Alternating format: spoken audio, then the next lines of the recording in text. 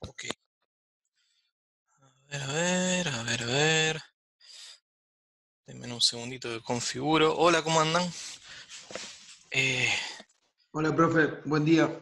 Buenas tardes, Dale. en realidad. Buenas ¿Te puedo hacer una tardes. consulta previa a arrancar la clase, que es de la clase pasada? Diga, caballero, diga. Si usted me podría explicar, por favor, si fuera tan amable, la, la relación lógica de la segunda conclusión de la última clase. O sea, la primera se entiende que la sumatoria de elasticidad-precio más la sumatoria de elasticidad-ingreso es igual a cero, y la última también es entendible lógicamente que la sumatoria de elasticidad de ingreso ponderado por la participación en el gasto igual a uno. Pero la segunda, la sumatoria de elasticidad-precio multiplicada por su ponderación más la participación del bien es igual a cero. Esa no logro entenderla, lógicamente sería, no de memoria. Bueno, a ver, hagamos lo siguiente. Porque con esto de esta modalidad como que se van acumulando temas y algunos ya también han hecho algunas observaciones de que quisieran ver más práctico, ver más esto, ver más lo otro. Yo tomo nota de lo que vos me decís. Si llegamos a tiempo al final de la clase lo vemos. Si no llegamos a tiempo, déjame que vuelva a hacer un video explicando exactamente eso. Eh, y listo, así no tengo que retomar lo anterior. O sea, lo óptimo sería que lo podamos ver a vivo ahora mismo, pero déjame seguir y cuando termine hacemos todo el combo de preguntas, porque lo que tengo hoy es más o menos un poquito más limitado, ya para terminar los últimos puntos, ver algo de práctica, que es lo que me habían pedido. Y finalmente, preguntas. Y ahí con las preguntas, si el tiempo que nos quede, metemos esta pregunta. Y si no nos queda tiempo, yo espero que sí, pero si no nos queda tiempo, eventualmente también hago un video o algo por el estilo. ¿Te parece bien? Perfecto, profe. Como le sea más cómodo a usted, no hay problema. Listo. Bueno, qué raro que me traten de usted, uno se va volviendo cada vez más viejo, ¿viste? Pero bueno. Bueno, espero que el video se haya podido entender. Francamente, mi intención era hacerlo jueves o viernes, después me di cuenta que cuando me volvió internet me habían puesto un par de reuniones, de manera que vi que no tenía ni jueves ni viernes disponibles, sábado y domingo ya lo tenía asignado para hacer la filmina de esta clase, de manera que lo hice rápido en ese momento, porque no me daba para hacerlo más adelante. Espero que se haya entendido. Por lo que veo, este punto no quedó del todo claro. Espero que el resto, espero que el resto sí. Bien. ¿Alguna duda más del estilo de la de Juan Manuel? Bueno. eh, bueno, entonces empecemos. A ver, siempre digo eso. A ver, ¿apareció? No. A ver, déjenme un segundo que admito una compañera de ustedes. Y entonces vamos a comenzar la clase de hoy. Ah, otra cosa. Antes de empezar, una de las cuestiones que me decían algunos compañeros, que ahora no me puedo acordar el nombre, me habían mandado un mail, me gustaría tener el material disponible antes, que estoy mostrando acá. Yo en la clase anterior lo dije. Miren, mi intención es que sea así. Ténganme paciencia, por favor, porque fue como muy abrupto todo este mes de examen de libres en sociales, que de hecho hay algunos temitas, pues N cantidad de alumnos, entonces con que el 5% tenga problemas, ya son un montón de problemas, digamos. Eh, por una parte, y además haber avanzado con todas las clases de micro ahora. Yo creo que ahora me quedan 9 días para la próxima clase, así que ya creo que a partir de acá me puedo empezar a regularizar e ir cumpliendo algunas de las pautas que ustedes me pidieron, que son sumamente lógicas. Son sumamente lógicas.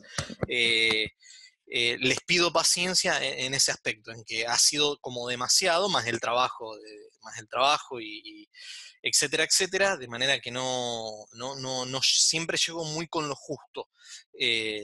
Ahora yo creo que con estos 9 días ya puedo hacerlo más dinámico. Bien, vamos con la presentación desde el principio, déjenme que configure. Bueno, vamos con la segunda parte de la clase. Decisión, consumo y optimización. A ver, lo que vimos en el video, los que yo les mostré en el video, no es nada más y nada menos cosas que ustedes ya saben. Yo lo que quería tener es un poco de orden en esto, de que eh, qué, qué fenómenos económicos se pueden ir explicando. La palabra fenómeno no me gusta mucho, no se me ocurre otra ahora, o hechos económicos se pueden ir explicando con una teoría de la decisión que es de carácter neoclásico, y a medida que uno va construyendo la teoría, y eso es lo que a mí me interesa que ustedes como estudiantes de tercer año en adelante empiecen a entender, es, che, mirá, no me importa solamente la conclusión, sino también cómo se va llegando, cómo se va construyendo esa conclusión, qué cosas se van explicando y eventualmente qué cosas van quedando fuera.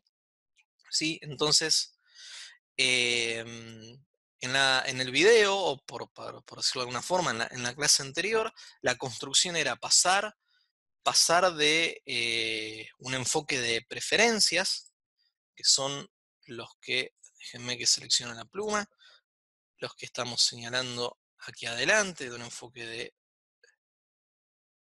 paren que hay gente que todavía la estoy admitiendo y cada vez que admito uno se me desconfigura la pluma. Un enfoque de preferencias con ciertas características. Esas características es racionalidad, y racionalidad, otra vez, repito, para que quede claro, es que haya coherencia, consistencia en las formas que se expresan, cómo se llaman esos gustos, y en definitiva no estamos juzgando los gustos de cada gente, sus preferencias, sino lo que estamos diciendo es que dado determinado conjunto de preferencias, que es una mezcla de cuestiones individuales y colectivas, obviamente, lo que se pide es que haya completitud y transitividad, es decir, que haya consistencia, es decir, si a mí me gusta algo contra otra opción, eh, debería seguir gustándome eso mismo por más de que se sume una tercera opción. Obviamente esto no necesariamente ocurre. A ver, cuando digo no necesariamente ocurre, quiere decir que a veces ocurre y a veces no. Depende de cómo se presenten las opciones. Hay un ejemplo que creo que yo lo había visto con Dan Ariely. Dan Ariely es psicólogo, pero se mete mucho con cuestiones de decisión en economía. Eh, el experimento consistía en poner a dos personas juntas, vamos a hacerle con bigotito, dos personas juntas y como si fueran dos tarjetas o dos fotos de esas personas, y se presentaban a un grupo focal de estudio y le preguntaban y les pedían que hagan cierta preferencia sobre quién le parecía, por ejemplo, más lindo. Y obviamente los rostros de esos seguían cierto canon, ciertas medidas de proporción dentro de la cara, etcétera, etcétera, etcétera. Y supónganse que nuestro amigo de bigote siempre resultaba, en promedio, siempre resultaba más lindo para esas personas que elegían. Ahora, lo que sucedía es que ponían una tercera opción muy parecida a la descartada, pero que era un poco más feo, con un ojo ahí medio chueco. Y lo que sucedía es cuando se insertaba esa tercera opción es que el contraste cercano entre estas dos opciones hacía que éste resaltara más, por más que en términos racionales no, en la primera opción se había elegido a este de acá, y resulta que cuando poníamos una tercera opción tal que fuera parecido a quien se había descartado, eh, pero dentro de cierto canon, que no sé cómo lo justifican bien teóricamente, digo, cierto canon estético de proporciones, que era apenas un poco más feo que el otro, resultaba elegido este, con lo cual te mostraba una clara inconsistencia en las preferencias y por lo tanto una ruptura de la decisión de racionalidad, que es un poco lo que hacen los publicistas con nosotros, ¿no? Inducir cierto esquema de preferencias, ¿no? Esa podría ser una forma de inducirlo. Eh, pero bueno, la discusión entre conductual y la teoría clásica es súper rica. Hay varios libros de difusión que salieron hace poco, por eso me quiero detener. Obviamente el de Kahneman, que ya deben haber escuchado un montón de veces, a mí me resultó bastante aburrido. Hay otros, como por ejemplo el de Thaler, no el del pequeño empujón, que es el que lo hizo conocido, sino el que muestra toda la discusión para consolidar la corriente conductual, ahora que no me acuerdo el nombre, portarse mal, lo tengo ahí atrás, ese se consigue ahora y es una buena forma de ver cómo se va haciendo en el juego de la construcción de teoría, cómo se puede ir refutando esto y sobre todo eso es lo importante, bajo qué circunstancias. Por eso dije, no necesariamente. Bajo ciertas circunstancias, el supuesto de racionalidad es un supuesto económico a la hora de modelar y permite sacar conclusiones rápidamente. ¿Sí? Entonces, bajo ciertas circunstancias, eh, es preferible usar ese supuesto. ¿Sí? Obviamente, antes, como era la única teoría dominante, eh, ampliaba una mayor cantidad de fenómenos que después, con una teoría alternativa y bien justificada, se restringieron, pero eso le quita validez para los que se restringieron, no para los que sigue aplicando. Eh, por eso les digo, ese librito, que además de difusión, no tiene prácticamente nada de matemática ni nada por el estilo, es sumamente ilustrativo de cómo se va construyendo teoría entre dos escuelas de pensamiento que se van confrontando. Eh, por el momento, este sigue siendo referencia, porque de hecho la teoría que construyen Kahneman y Tversky y más adelante Thaler la usan como, a lo sumo, como hipótesis nula para la creación de sus hipótesis. Así que aún así todo es interesante que ustedes la tengan bien masticada y bien entendida a los fundamentos de la teoría ¿cómo se llama? Por preferencias. Bien, sigo. Entonces habíamos visto, a ver, ahí volvió Renzo, vamos a volver a configurar cada vez que se me van. Bueno, habíamos visto que había unas preferencias, esas le pedíamos racionalidad, y ahora para no tener que estar haciendo comparaciones uno a uno, lo que hacemos es una mediación, que es insertar una función de utilidad. Ese punto quiere decir que cualquier cosa ahí adentro, es decir, hay una función de preferencias, que lo único que hacemos es aprovechar el orden que nos dan los números reales, y ahora sí, ya numerando, etiquetando a cada una de las preferencias, en tanto y en cuanto el orden, la transformación de la función de utilidad mantenga el orden. Recordemos que es una teoría ordinal, y los números den cuenta de ese orden. Sencillamente ahora puedo expresar las preferencias en términos de esa función y asignarle un número, una etiqueta, que es el reflejo del orden que yo estoy dando. Incluso, esto no lo dije en el video, pero yo podría hacer transformaciones de la función de utilidad, en tanto sean monótonas y positivas, es decir, en tanto en cuanto mantengan el orden subyacente de estas preferencias, y podría usar cualquier tipo de etiqueta, porque como toda etiqueta es completamente arbitraria. ¿Sí? Ahora, si yo ya tengo una herramienta, la tengo que juntar con una restricción, y ya ahora presento, y a ver, perdón, antes de avanzar, para poder utilizar la función de utilidad, necesito que esas preferencias sean continuas, y para que sean continuas, una buena forma de hacerlo, primero, es agregar bienes, es decir, no vamos a estar comparando un bien súper específico, como por ejemplo leche La Serenísima de 1 litro en sachet, bla, bla, bla, bla, bla, bla, sino leche. ¿Sí? Entonces eso me permite tener continuidad, y además un supuesto deseable es el supuesto de convexidad. Digo, para poder utilizar convexidad necesito que sean continuas y ya. El supuesto de convexidad está asociado no solamente a una cuestión matemática, ahora lo vamos a ver más adelante, sino también a una cuestión económica, que es cierta preferencia por la variedad. Entonces, ya definido las cuestiones de preferencias, tengo que ahora sí presentar el problema económico, para lo cual necesito una restricción que en términos económicos va a depender de un vector de precios y de el ingreso disponible que tenga cada uno de los consumidores, y como resultado teníamos una estructura de decisión que daba como resultado una canasta de bienes X, ¿sí?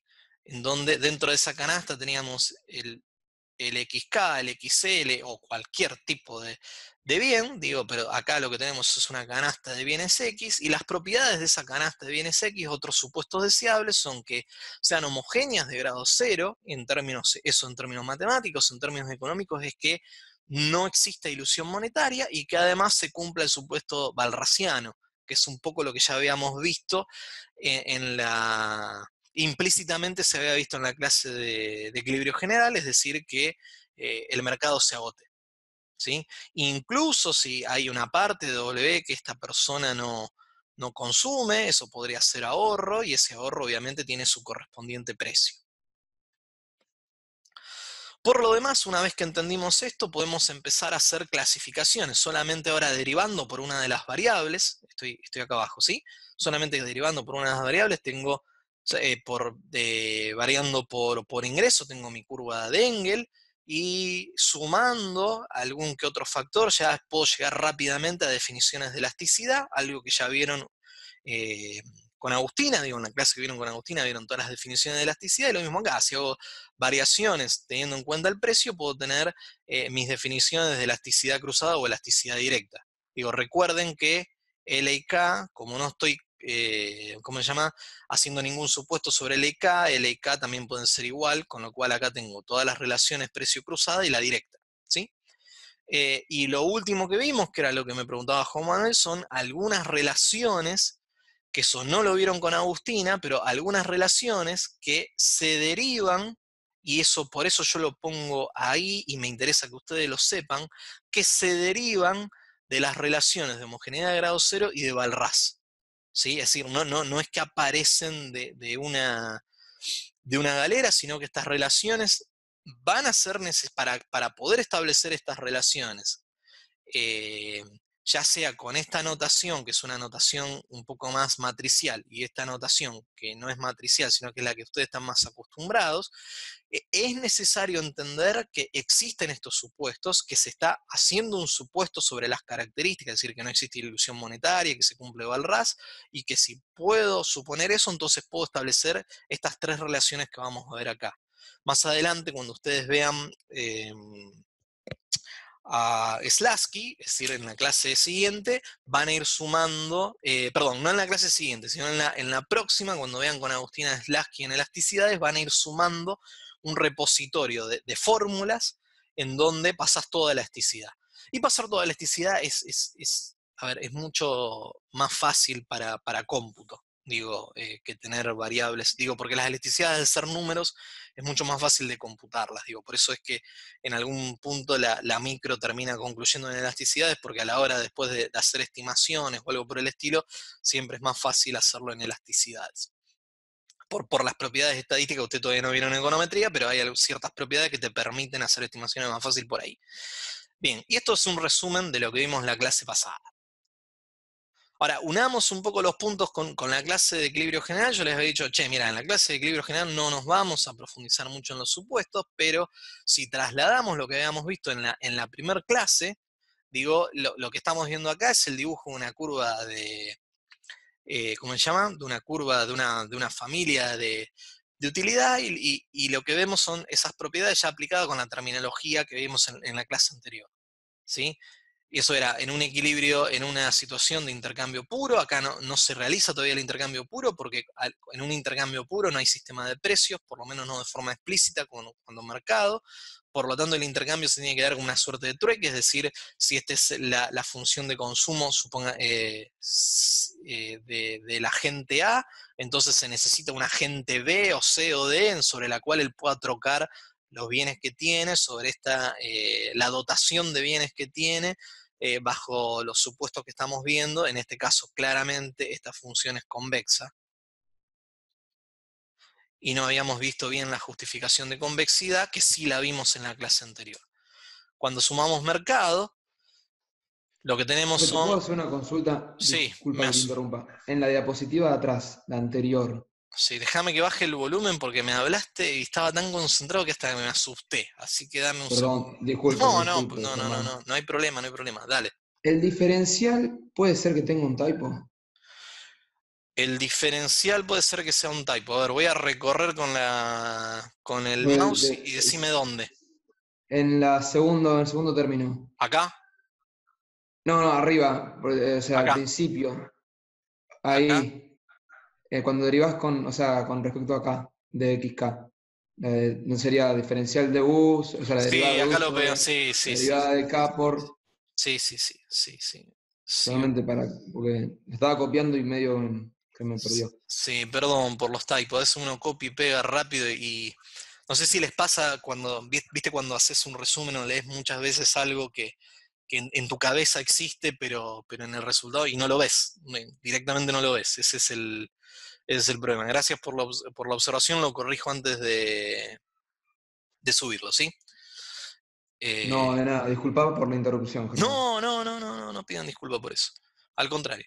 Y en la clase, en la otra clase, ahora ya cuando sumábamos mercado, es decir, cuando hacíamos pasar esa economía de intercambio bajo los dos teoremas de bienestar, sumábamos mercado y ahora ya lo que teníamos era ¿cómo se llama? Una interacción de la gente A mediada ¿por qué? Por un sistema de precios que es, en su sentido mínimo, primero es un sistema de precios relativos. Recordemos que el nivel absoluto en micro no importa, en todo caso la determinación del nivel absoluto de precios se da en macro.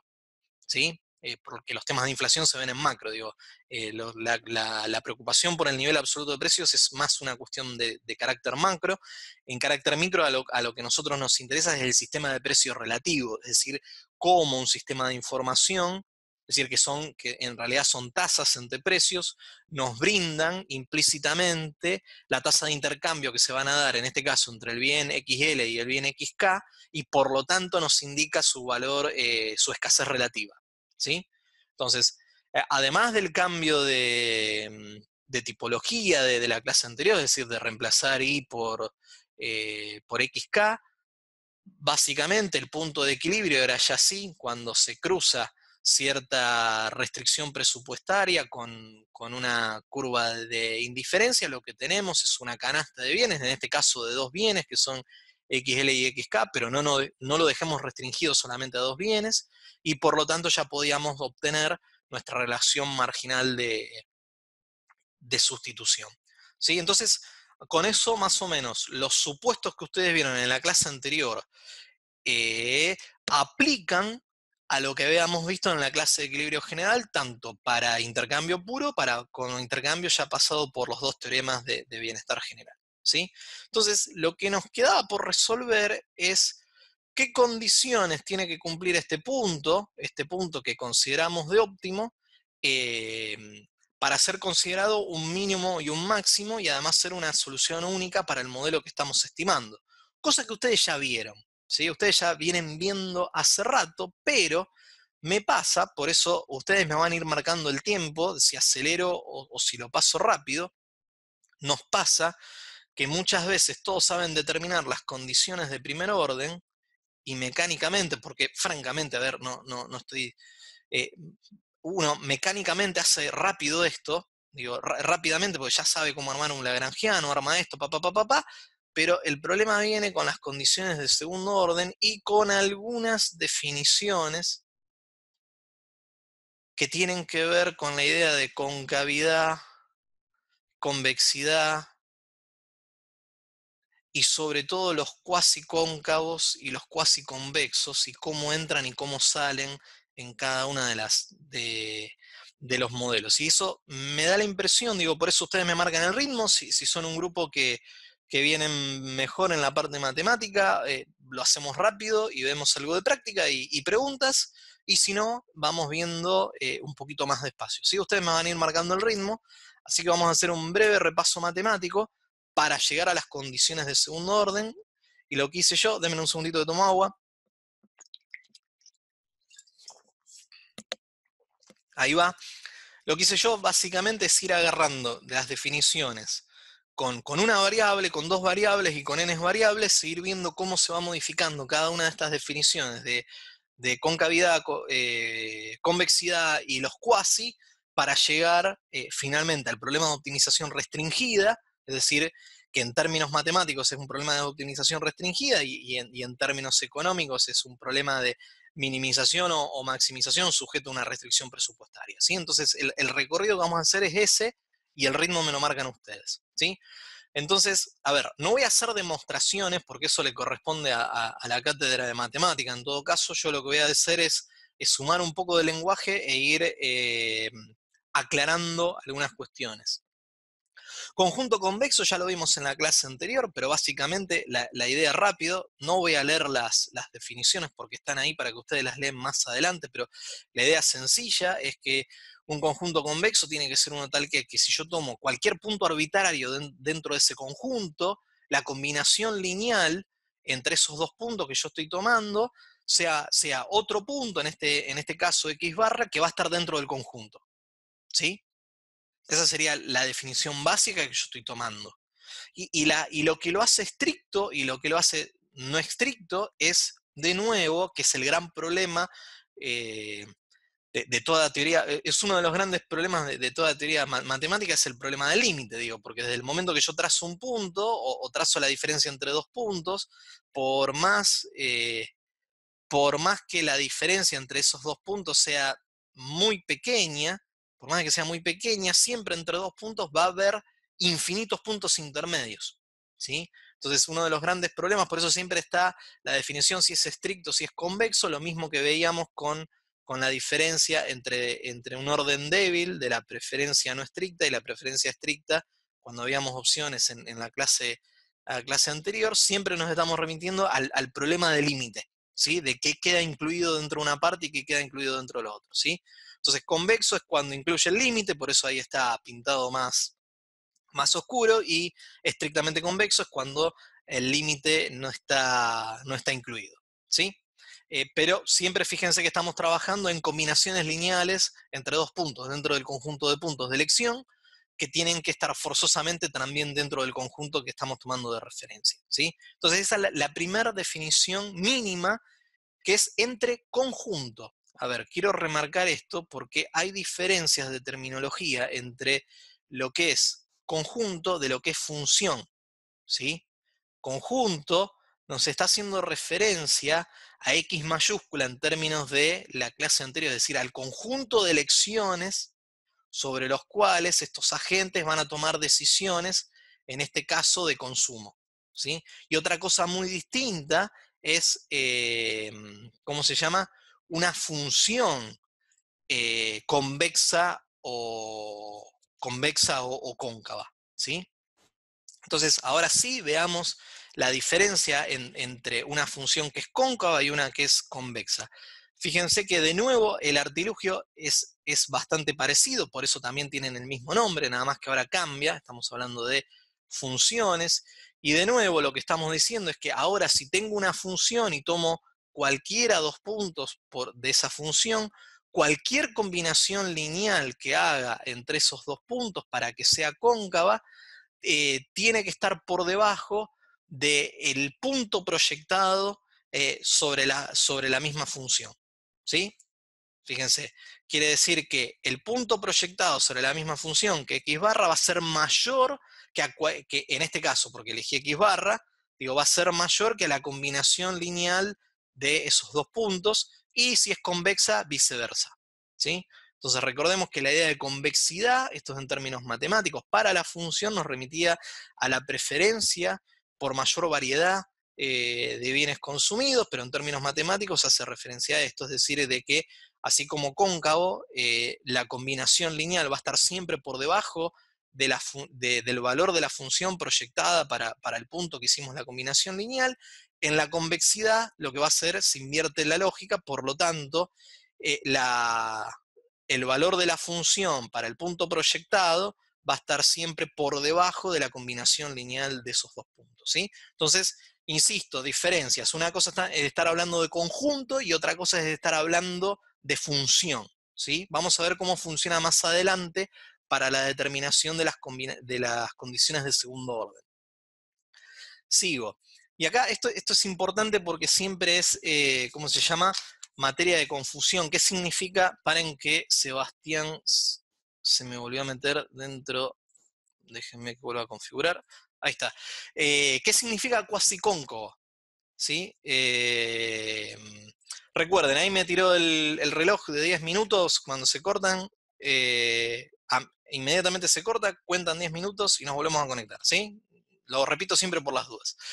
¿Qué significa cuasicóncava? Cuasicóncava significa que dada determinada función, cualquier punto que esté, es decir, cualquier punto que esté en el mejor conjunto de puntos, va a determinar si es decir, dado un punto dentro de esa función, se puede determinar un conjunto B que es el mejor conjunto de puntos, en donde cada uno de los puntos de B va a estar por arriba del punto de la función elegida, es decir, de f de x0, y por lo tanto a esa función se le llama cuasicóncava, ¿sí? Fíjense que acá puede venir algunas veces ciertas errores de interpretación o de terminología, que claramente esta función, esta f de acá, es una función convexa, ¿sí? Por definición, por lo que acabamos de ver, digo, si tomo un punto de acá, tomo un punto de acá y trazo un arco, me va a salir horrible, pero vamos a hacer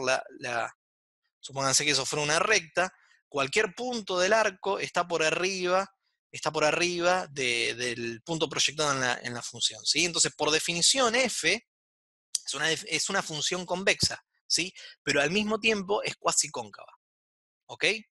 Y lo mismo sucede con las funciones que son cóncavas. Dado un punto de esa función cóncava, yo puedo determinar un b de x0, por lo tanto, una función cóncava también puede ser una función cuasicóncava, y una función convexa también puede ser una función cuasicóncava, ¿sí? Entonces eso puede llegar a ser material de discusión. Ahora no es muy claro cómo funciona, pero cuando pongamos una restricción presupuestaria más adelante, lo que vamos a hacer es la combinación entre una función y un conjunto de opciones que van a estar restringidos, ¿sí? Digo, cuando uno traza una restricción presupuestaria, lo que dice, che, mira, tu conjunto de opciones que vos podés comprar va a estar siempre por debajo de tu W, ¿sí? Entonces, por eso vamos a ver más adelante cómo juega la definición de cuasiconcavidad cuando lo veamos con optimización, ¿sí? Pero por eso estoy construyendo de a poquito. Sigo entonces.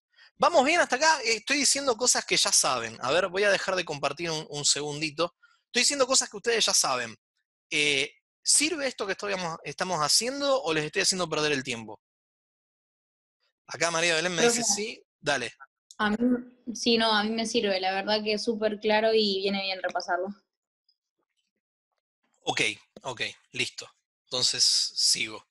Sí, sirve obvio, sirve obvio.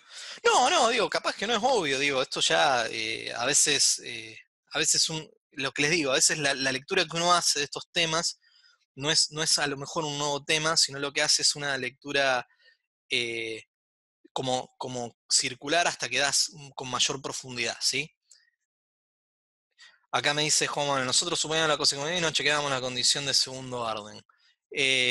Claro, pero hay que chequearlo porque ahora lo que importa no es tanto la conclusión, sino que es la conclusión sujeto a determinado argumento. Digo, a ver, ¿por qué digo esto? Porque ustedes están en el tercer año, que es el año bisagra, y bisagra en el sentido que generalmente es el momento en que todo el mundo duda, che, qué hago acá, y después todo el mundo sigue, y después llega a su tesina, ¿sí? Y cuando haces una tesina, lo que tenés que demostrar no es solamente una conclusión, es un buen argumento de cómo llegar a esa conclusión, es decir, de cómo lo vas construyendo, ¿sí? Eh, de manera que la lógica de clase debería ser esa, ¿sí? Entonces, a veces repasar algunos conceptos para ver cómo entran y cómo salen tiene valor, por más de que estemos viendo siempre el mismo tema. Sigamos un poquito, igual me queda re poco tiempo, no sé si no es mejor. A ver, me quedan 5 minutos. Hagamos esto, cortemos ahora, son y 37, volvemos a las y 47 y seguimos con el repaso. No quiero comerme todo el tiempo con el repaso matemático, quiero llegar a ver algo de la práctica, que era una de las cuestiones que me habían pedido ustedes, ¿sí? A ver, y 38 volvemos a las y 48, ¿sí?